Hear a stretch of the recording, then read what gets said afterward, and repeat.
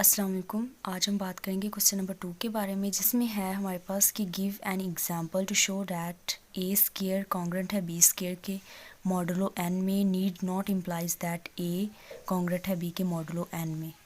एक रिज़ल्ट है बेसिकली जिसे हमने प्रूफ करना है। हमने मींस कि हमने ये प्रूफ करना है कि इन ए बी एक दूसरे के कॉन्ग्रुएंट नहीं है, लेकिन उनका स्क्वायर एक दूसरे के कॉन्ग्रुएंट है उसी मॉडुलो में। ये चीज़ हमने एग्जांपल ली कि 5 का स्क्वायर ऑब्वियसली कॉन्ग्रुएंट है, यानी कि 25 हमारे पास कॉन्ग्रुएंट है 16 के मॉडुलो 3 में, बिकॉज 3 डिवाइड करता है 25 और -16 के डिफरेंस को। तो और वैसे भी ये प्रोडक्ट में भी लिखे जा सकते हैं, यानी 25 - 16 इज इक्वल टू 3 9 आता है ना, तो प्रोडक्ट में लिखे जा सकते हैं, वो 3 होता है। मतलब यानी कि यहाँ पे हमें जो इंटीजर मिलता है वो के वो 3 होता है, ये वाला। ठीक हो गया। तो ये हम मतलब इम्प्लाइज ये वाली एक ऐसी एग्जांपल है कि मतलब ये हमने स्टार्ट में से एग्जांपल ली कि मतलब 5 जो है वो कॉन्ग्रुएंट नहीं है 4 के मॉडुलो 3 में, लेकिन 25 कॉन्ग्रुएंट है 16 के मॉडुलो 3 में। अभी ऐसे ही हम एग्जांपल, अगर ये तो हमने 5 और 4 के लिए ना हम डिफरेंट नंबर्स के लेके दे सकते हैं स्टार्ट में से। सपोज करें हम ले लेते हैं 1 और 2। 2 कॉन्ग्रुएंट है 1 के, ये मॉडुलो 3 में कॉन्ग्रुएंट है। 2 कॉन्ग्रुएंट होता है मॉडुलो 3 में, एन ऑब्वियसली 3 डिवाइड करता है 1 को, ये अब कॉन्ग्रुएंट है। अब लेकिन 4 जो है वो जो है 4 भी कॉन्ग्रुएंट है मॉडुलो 3 में, यानी कि ये बेसिकली एक ऐसी एग्जांपल है हमारे पास कि ये जो मैंने एग्जांपल शो की थी ना, ये हमारे पास एक ऐसी एग्जांपल है जो ये चीज़ रिजल्ट शो करती है कि ये चीज़ है लेकिन ये चीज़ नहीं है। ठीक हो गया। इम्प्लाइज यहाँ पे हमें ये चीज़ मिली कि ये भी है और ये भी है, यानी कि मॉडुलो 3 में 2 कॉन्ग्रुएंट है 1 के, और मॉडुलो ऑब्वियसली 1 तो होता ही है, मॉडुलो 3 में 4 कॉन्ग्रुएंट है 1 के ऑब्वियसली।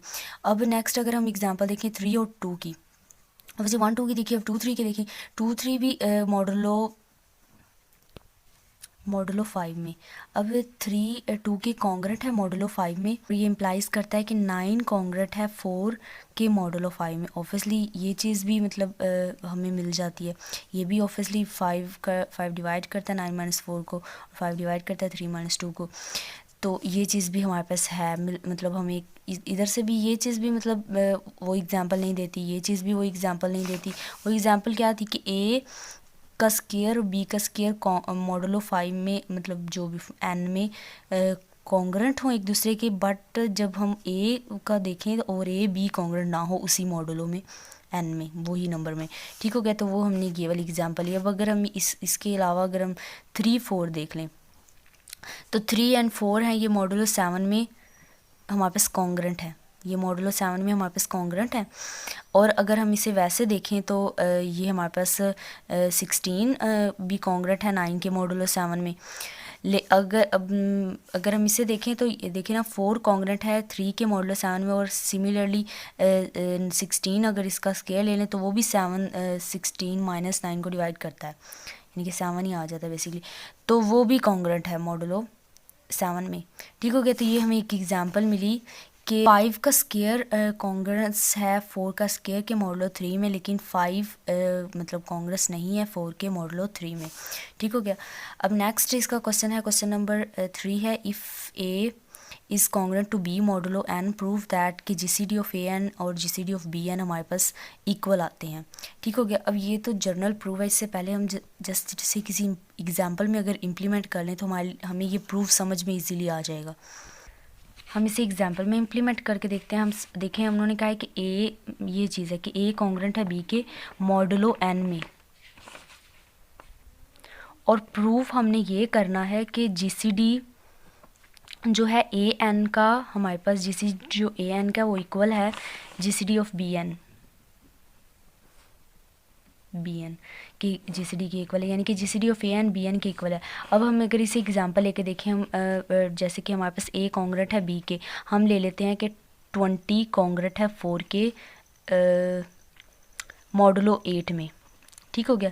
मॉडुलो 8 में 24 के कॉन्ग्रुएंट है, ए डिवाइड करता है 24 के 24 और 20 एंड कॉन्ग्रुएंट है 4 के 4, तो यानी कि ए डिवाइड करता है बेसिकली 16 को। तो ये चीज़ है। अब हमने शो क्या करना, प्रूव ये करना है इसमें कि हमारे पास जीसीडी है ए एन का और जीसीडी बी एन का इक्वल है, यानी कि ये हमारे पास एन है, ये हमारे पास ए है, ये हमारे पास बी है। हमने क्या प्रूव करना है कि जीसीडी जो आएगा ना ए एन का इज इक्वल टू होगा बी एन के। अब जीसीडी ए एन का हमारे पास यहाँ पे क्या बनता है, ए हमारे पास ये है, बी ये एन ये है, तो ए एन यानी कि अब 20 हमने देखना है कि 20 अब 8 के साथ उसका जीसीडी क्या आता है, और फिर हमने देखना है कि 4 का 8 के साथ जीसीडी क्या आता है, और ये हमने देखना है कि जो जीसीडी आता है ना इन दोनों का वो सेम होता है, ये चीज़ करती। अब देखें 24 और 8 को अगर हम देखें तो इसे हम यूक्लिडियन एल्गोरिदम से कर लेते हैं। इसका तो जीसीडी हमें पता है, अगर ए हमने जीसीडी में ये रोल किया है कि अगर ए बी को डिवाइड करता है तो जीसीडी वो नंबर ही आ जाता है बेसिकली।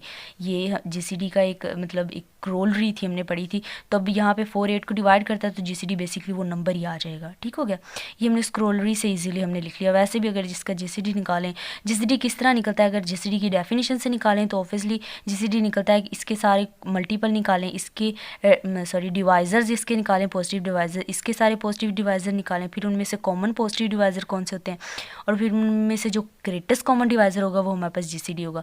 लेकिन फिर हमने फर्दर ऑब्वियसली जीसीडी की नेक्स्ट थ्योरम्स किए ताकि हमें इजीली फाइंड करना है। उसके लिए हम इस पे हम जैसे अब यूक्लिडियन एल्गोरिदम लगाने लगे हैं जीसीडी फाइंड आउट करने के लिए। यहाँ पे अब देखें, यहाँ पे तो इजी था जीसीडी, क्योंकि ए बी को डिवाइड करता तो ए खुद जीसीडी होगा। ये बाई करोलरी हमने ये लिख दिया कि 4 जीसीडी है इसका।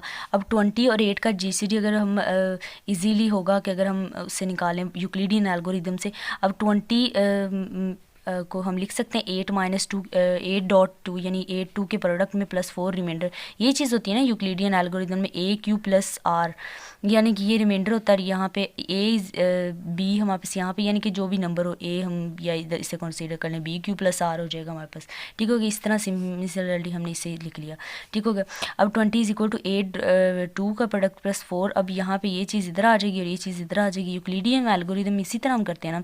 अब ये 2 हो जाएगा तो +0, और 0 जहाँ पे रिमाइंडर है उससे प्रीवियस जो ऊपर रिमाइंडर होता है वो बेसिकली हमारे पास जीसीडी होता है। जीसीडी 4 आ गया मतलब, यानी कि जीसीडी सेम हो गया। यही चीज़ हमने शो करनी थी इसमें कि जीसीडी हमारे पास अगर ए बी के कॉन्ग्रेंट है मॉडुलो एन में, तो उसका ए के साथ, ए का एन के साथ जीसीडी और ए का बी का एन के साथ जीसीडी सेम होगा। और ये हमने एक एग्जांपल लेके इसे प्रूव कर दिया। अब नेक्स्ट अगर इसे जर्नल प्रूव करें, इसमें के लिए हम क्या करेंगे, ए बी के कॉन्ग्रेंट है तो ऑब्वियसली उसे लिखा जा सकता है कि एन डिवाइड करता है ए - बी को। अब बाय डिविजिबिलिटी हम इसे लिख सकते हैं ए - बी = एन सम इंटीजर, और यहाँ पे हमने वो ए इंटीजर सपोज कर लिया। अब लेट डी = जीसीडी, और फिर हमने सपोज कर लिया कि इसका जीसीडी डी है, और हम मतलब कंट्रेरी सपोज करेंगे कि डी और मतलब इसका जीसीडी डी है और इसका जीसीडी सपोज करें कि डी डैश है, तो हमने ये लास्ट में प्रूव कर देना कि बेसिकली डी और डी डैश एक ही जीसीडी है। ठीक हो गया। अब यहाँ पे ऑब्वियसली डी मतलब जीसीडी की डेफिनेशन कहती है ना कि डी ए को भी डिवाइड करता है और डी एन मतलब बी को भी डिवाइड करता है। यहाँ पे बी एन है तो डी बी को एन को भी डिवाइड करता है, और ऑब्वियसली जब डी ए को भी डिवाइड कर रहा है और डी एन को भी डिवाइड कर रहा है तो एन = डी सम इंटीजर भी लिख सकते हैं और ए = डी सम इंटीजर भी लिख सकते हैं। यही बाय डेफिनेशन ऑफ जीसीडी की डेफिनेशन से जब डिविजिबिलिटी लगाए तो ये चीज़ बन जाएगी फॉर सम आर एस। ठीक है, आर एस कोई भी। अभी इस इक्वेशन इस इन वैल्यूज़ को अगर इस इक्वेशन में पुट करें तो ये चीज़ हमारे पास आ जाती है। बी को हमने कॉमन ले लिया और ये चीज़ आ गई। अब बी को कॉमन क्यों लिया हमने, यहाँ पे ए ऑब्वियसली हमने कह दिया कि डी ए को भी डिवाइड करता है, डी एन को भी डिवाइड करता है। बस हमने ये शो करना है कि डी बी को भी डिवाइड करता है।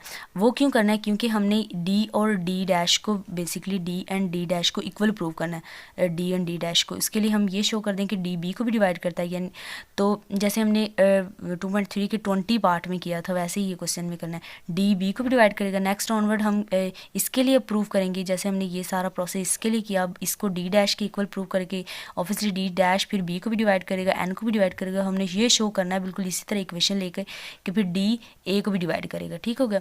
तो यहाँ पे हम सेम वही प्रोसेस कर लें। फिर ऑब्वियसली फिर हमने एक थ्योरम पढ़ा था कि अगर डी इनके सारे नंबर को डिवाइड करता है और डी डैश ए को भी डिवाइड करता है, बी को भी, एन को भी, तो हम ये चीज़ लिख सकते हैं कि D greater and equal to होगा डी डैश के। और अगर ये चीज़ है तो बाय थ्योरम हम इस डी डैश बेसिकली डी के ही इक्वल आता है। अगर इस क्वेश्चन में कोई क्यूरी हो तो आप लोग पूछ सकते हैं। ओके जी, थैंक यू सो मच।